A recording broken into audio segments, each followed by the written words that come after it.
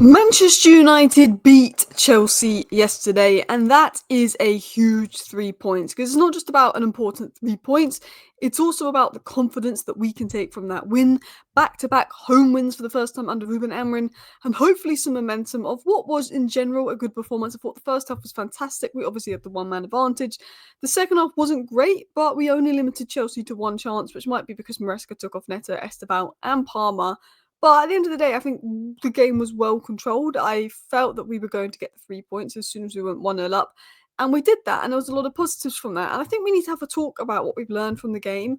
I think we need to have a talk about Matthijs de Ligt. There's a lot of lies in the media from rivals about de Ligt. I think he's not getting the credit he deserves. Mainoo, he should have come on earlier for me. I thought Mainoo was fantastic versus Manchester City, and I was quite shocked that the Garter came on over him because there is rumours of Mainoo negotiations going on with a potential Valverde swap deal United are keeping an eye on. Obviously, Hertz has spoken about Baleba. He's had another poor performance from Brighton, and Baleba's head's not at Brighton. Have the Manchester United links to settle Baleba? Could Brighton now be willing to sell Baleba in January because it's not been the best start to the season from him? But do we want Baleba if he's had so bad a couple of months?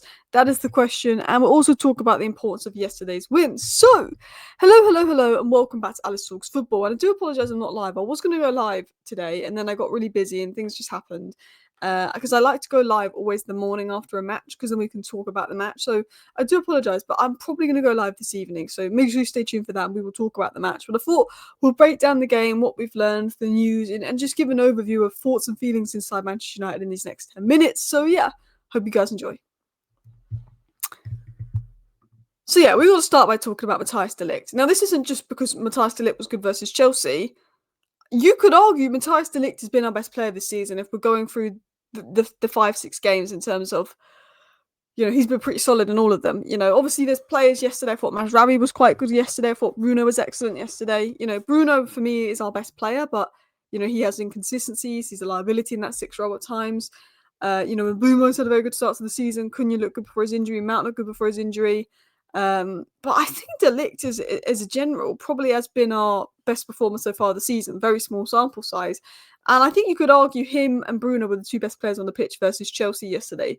De Ligt made 8 passes into the final third, 4 clearances, 4 tackles, 2 interceptions, 2 crosses, 1 chance created, 67 total touches. De Ligt was excellent. De Ligt's played central centre-back and right-back this season. He has been really good whenever he's played for Manchester United. I think, like Maguire's quite good in the air and good with his head, but De Ligt, I feel, understands, where he needs to be better, and he just looks, I don't know, just fills me with confidence, De Ligt, when he plays. I think De Ligt obviously was really hyped up as a kid and had a good career, but never maybe hit the heights that people thought he'd hit. But that never meant he was a bad player. It was just that he was really hyped up as a kid. And he's come to Manchester United, and I thought last season he was solid, and I think this season he's been really good. And I don't think De Ligt is getting the credit for it. I think De Ligt is one of those players that I don't see, other than a few United fans catching on now, you don't see anyone in the media praising De Ligt. I think, had Maguire been playing like De Ligt had and starting those games, De Ligt had started and playing well, maybe Maguire would have got more hype because he's English. But I feel like a lot of rivals still talk about De Ligt as if he's bad or if he's average. And so does the media. And I think that's because we finished 15th. So people assume De Ligt is average, Yara is average. I don't think they realise that our centre-backs were pretty good last season. And the one thing about Amorim's system is he makes the centre-backs look good. I feel like people don't give him the credit for this because De Ligt has now won more defensive duels than any other centre-back in the Premier League this season.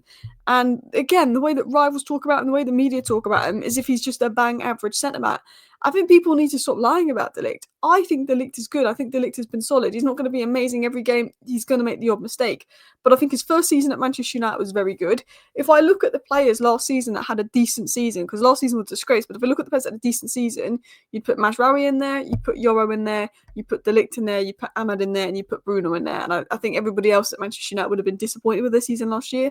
But De Ligt was decent last season. And I think, we look at Manchester United and I look at, who's been all right for us, and it has been De Ligt. And I think this season he's been really, really good. And I think he's not getting the credit for it. I think it's going massively under the radar. So big up to Matthijs de Ligt. But look, defence, I don't think it's ever been a problem under Amorim in terms of the centre-backs individually. I think it's defensive moments, defensive shape, defensive errors, which has been an issue, not having a good enough goalkeeper. But I think the centre-backs have always been good. But midfield has been the biggest issue under Amorim. Now, Manchester United set up well versus Chelsea. I saw the starting 11 versus Chelsea and I thought, I do not like that starting 11, which probably means we're going to win, and we did win. And I thought that the way that we started versus Chelsea in the first 5 minutes was really aggressive, and that forced Robert Sanchez into being sent off, which gave us a massive advantage, because when it was 11v11, it was a tougher game.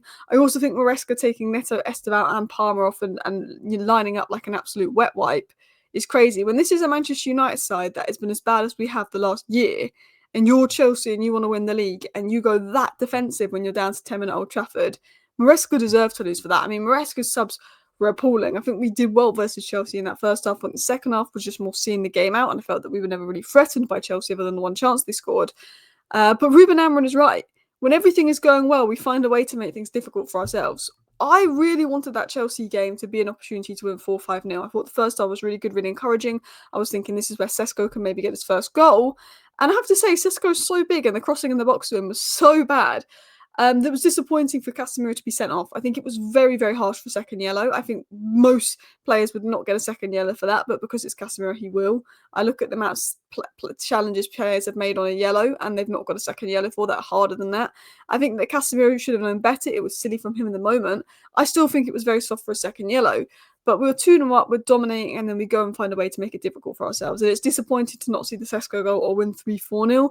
But it is important that we got the win. But we seem to make everything so difficult for ourselves. Like, Ruben Amorim is spot on there. Why can we never win nicely? You know, we play really well versus Burnley, and Burnley get back in the game. Do you know what I mean? We play really well versus Fulham, and then the second half is poor. It's like we never make it easy. I just would love Man United to be 3-0 up in the 60th minute, and the opposition doesn't have a sniff, and we can see out a game. I feel like we never make games comfortable. But at the end of the day, I said going into this game, I don't even care if the performance is bad. I just want the 3 points. And we got the 3 points. The performance in the first half was good. The second half was okay. You know, maybe we want to see more, but we were 2-0 up. All of that. But the win in that moment was important, and Amorim is right. It's not just a win, it's a win against a great opponent, and that win, I think, puts us to 9th in the Premier League table. It could change because there's games today, but let me look at the Premier League table right now. We are currently in 10th. So to be 10th in the Premier League table, you know, I will take that. I will take that because that is, I guess you can say, top half. But we obviously want to push the top 4, which we won't achieve, but we obviously want to push the top 6 to get Europa League, and we are 2 points behind the top 6, so there's positives there. But let's continue on into more stories. So, there's been reports about Valverde and Man United liking Valverde that came out from Vercheyes yesterday. I didn't report on it yesterday because Vercheyes is known for chatting rubbish. And Spanish media will link us to Valverde. There's also been reports today that United are reportedly ready to offer Mainoo plus cash in a bid to sign Valverde. Valverde is a very good player, don't get me wrong. I like Valverde. I would love Valverde at Manchester United, but he's a bit older than Mainoo. He's 27. I think offering Mainoo plus cash for Valverde would be silly from Manchester United. I think there's a good player in Mainoo. I don't think we're using Mainoo to his strengths. I think Mainoo is one of those players that if he leaves us, we'll be saying 2 years later, I can't believe we let him leave. I like Valverde. I'd like Valverde and Mainoo. I don't want to be giving them 40 million in Mainoo for Valverde. I think that would be absolutely stupid from our part. Continuing on, Mainoo, to get the best out of Mainoo, he needs a physical partner next to him, someone that can cover a lot of ground. He needs a Declan Rice. He needs a Moises Caicedo, Amadou Onana type player to go next to him. And one player we've been linked to a lot is Carlos Baleba, who is exactly that kind of player, who's the perfect signing. Of Baleba and Elliot Anderson is the perfect guy to go next to Kobbie Mainoo. But Baleba hasn't been good this season. He had an absolute stinker yesterday. Hertzler said, and he admitted, that the Man United links could be affecting Baleba, who's been hooked off at half-time in recent games. And I saw this response by Whack OCD, and he said, I want Baleba as much as anyone, but if his poor form is down to struggling to block out the noise, I'd worry how he'd handle the pressure of United, especially when the inevitable bad spell hits. And it's very true. I like Baleba. I want Carlos Baleba. You know how much I like Carlos Baleba, but if he's already struggling because of the noise of being linked to Manchester United and is struggling to get out this little bad spell, it is worrying. I think, look, if Carlos Baleba finds form again and is mint come January, go all out for Baleba. I still want Baleba. I love Baleba. But that is something to keep in mind. You've got Baleba, you've got Elliot Anderson. I would love Man United to target one of them in January. Baleba, we could potentially go for. I think right now, if Baleba continues playing the way he's playing, he'll be up for sale in January, and he'll be up for sale for a lot less than 100 million. And I think it will be a very affordable price for Manchester United. But then I don't want Baleba if he's going to be poor and he's going to struggle with the mentality of United. If Baleba's poor, you can see it's a good thing for us. But at the same time, we want an informed Baleba, a confident Baleba. But I think Baleba could be available in January, and hopefully his form picks up so we can sign him in January and he can be good for us. Last but not least, I thought Luke Shaw had a good game yesterday. He was appalling versus Manchester City, but he was very good yesterday. And he said that we spoke a lot before the game about winning. That was the most important thing. You could see how much we wanted to win today. The whole team defended well, and we're happy with the 3 points. And at the end of the day, I think the team did defend well. I think they limited Chelsea, probably helped by Maresca's substitutions, and we got the 3 points. And winning's the most important thing, because while Ruben Amorim's tactics need to improve, and while this needs to improve and that needs to improve, there is an element of player mentality to it. There is an element of confidence in front of goal to it. It's not just Ruben Amorim to why we're underperforming. It's not just the players to why we're underperforming. It's a bit of both. There's things that Ruben Amorim should improve upon. There's things that players should improve upon. And there's things that mentality and confidence can do. So yeah, big win. Thank you for watching. Bye.